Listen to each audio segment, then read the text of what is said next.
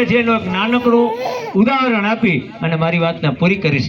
દિલ્હીમાં જ્યારે આમ આદમી પાર્ટીની સરકાર હતી ત્યારે બહેનો તમારે ખાસ સાંભળવા જેવી વાત છે. દિલ્હીમાં જ્યારે આમ આદમી પાર્ટીની સરકાર હતી ત્યારે ટ્રાન્સપોર્ટ હોય ને, સ્ટેટ ટ્રાન્સપોર્ટ, આપણે બસ એસટીની કે લોકલ કે આવી કોઈ પણ બસોમાં મહિલાઓ માટે ટિકિટ નથી. આ કરવાનું છે, આ કરે છે આમ આદમી પાર્ટી. એટલે પોરબંદર મહાનગરપાલિકામાં આમ આદમી પાર્ટી આવે તો એ હિંમત કરી શકે એમ છે કે બહેનો અહીંથી અહીં કે અહીંથી માં કોઈ પણ બસમાં બેસે, બહેનોની ટિકિટ નહીં. આ મોટા મોટા લોકો જે સુખ સુવિધા આપણા ટેક્સના પૈસે ભોગવી જાય છે, તો આપણે તો જરૂરિયાતમંદ. અને કહેવાનો મતલબ મારો કે અગર અહીં બહેનો માટે આપણે ફ્રી બસ સુવિધા રાખીએ ટિકિટ વગરની, તો હું આ બહેનો અહીંથી વાંથી એમ ફરી જ રાખશે? અરે એને તો 20 દિવસે 15 દાડે એકવાર જવું હોય. પણ આ હિંમત ઓલા લોકો એટલા માટે નથી કરતા કે જો તમને સુખ સુવિધા આપી દે તો કોણ ભાજપથી બીશે, કોણ ભાજપથી ડરશે? અને આમ આદમી પાર્ટી એમ કહેવા માંગે છે કે ટેક્સના પૈસા જનતાના છે તો સુવિધા જનતાને મળવી જોઈએ, નેતાને નહીં.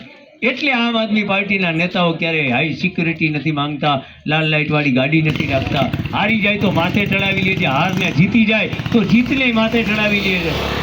ત્યારે પોરબંદર મહાનગરપાલિકામાં આપણી બોડી આવશે તો 2-3 વાતો હું જે મને કહેવાની રજા મળી છે એટલે કહું છું. પહેલી વાત તો એ કે પાલિકામાંથી આપણે મહાનગરપાલિકા બન્યા ત્યારે કાયદો અને બંધારણ એમ કહે છે કે કોઈ પણ પાલિકા હોય એમાંથી મહાનગરપાલિકા બને ત્યારે એને 1 વર્ષ માટે કોઈ પણ જાતના વેરા વધારવાની જોગવાઈ નથી.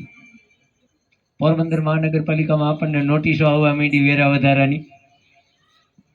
એટલા માટે કે ભારતીય જનતા પાર્ટીમાંથી તમે જેને ચૂંટીને મોકલ્યા એની બોલી હકવાની ત્યાં હિંમત નથી. અને આ લોકોને ખબર છે કે આપણી સામે કોઈ બોલશે નહીં. આમ આદમી પાર્ટી લડી પોરબંદરમાં તમે જોતા હશો, અમે રાત દિવસ જોયા વિના ઘેર ઘેર ફર્યા અને 45% ટેક્સ માફ કરવો પડ્યો. અમારી થોડી કમજોરી તમારા બધાની વચ્ચે આવવામાં અમારી થોડુંક વિલંબ, થોડુંક વાર લાગી ગઈ.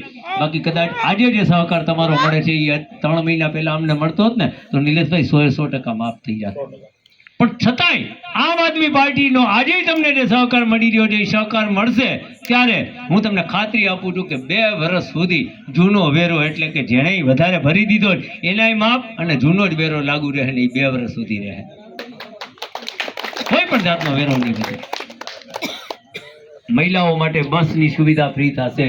લોકો માટે જે કંઈ પણ કરી શકાતું હશે એ બધું જ આમ લોકો માટે કરનારી આ પાર્ટી છે. ત્યારે હું વધારે કંઈ નથી કહેતો.